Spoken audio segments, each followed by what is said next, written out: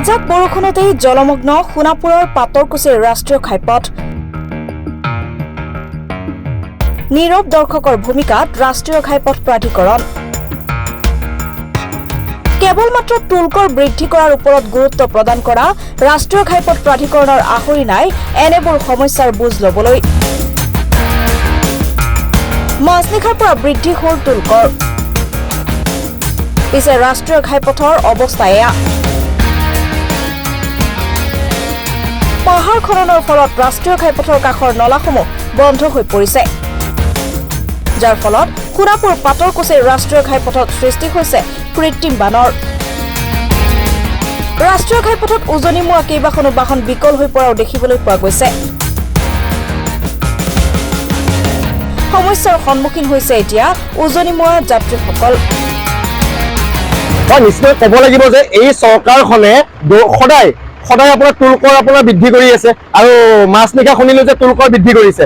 এই চৰকাৰখনে চামুচেৰে দি বেলচাৰে লৈ গৈ আছে, কিন্তু টুলকৰ বৃদ্ধিহে কৰিছে। কিন্তু পথৰ একদম জৰাজীৰ্ণ অৱস্থা, পথৰ অৱস্থা বেয়া। কাৰণ এই টুল গেটৰ আপোনাৰ যি পথ বৃহৎ বৃহৎ গাঁত, আপোনাৰ ইয়াৰ পৰা আপোনাৰ আধা কিলোমিটাৰ বাটৰ আগত আপোনাৰ একাঠু পানী। তেওঁলোকে অকল টুলকৰহে লৈ আছে, কিন্তু পথ নিৰ্মাণক লৈ কোনো কাম কাজ তেওঁলোকে কৰা নাই। কাৰণ এই পথটোত আপোনাৰ ইয়াৰ পৰা খানাপাৰাৰ লগত এই টুল গেটটোৰ বিভাগত পৰে। কিন্তু এই পথটোত যদি আপোনাৰ গাড়ী এখনো বেয়া হয়, টুল গেট কৰ্তৃপক্ষই কম সময়ত তেওঁলোকে পটককে একো সুবিধা প্ৰদান কৰিব নোৱাৰে। তেওঁলোকে একো সুবিধা প্ৰদান কৰি অহা নাই আজিলৈকেও।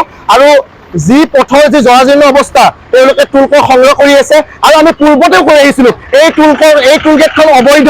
আৰু এই কোভিডৰ সময়ত এই টুল গেটখন বা কোনোবা বিজেপিৰ বা কোনোবা কাৰোবাৰ চৰকাৰী বিষয়াৰ কাৰোবাৰ আশীৰ্বাদত এই টুল গেটখন কাৰোবাৰ আশীৰ্বাদত নিশাতেই গোটেইখিনি উপস্থাপন কৰা হ'ল।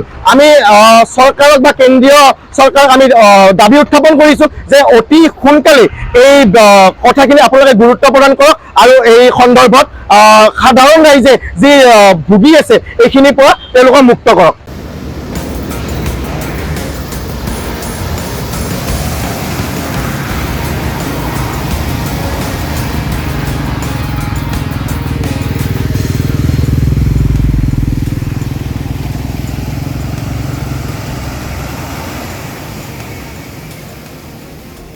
সোণাপুৰৰ পৰা পূৰবী কাশ্যপৰ ৰিপৰ্ট, সংবাদ লহৰ।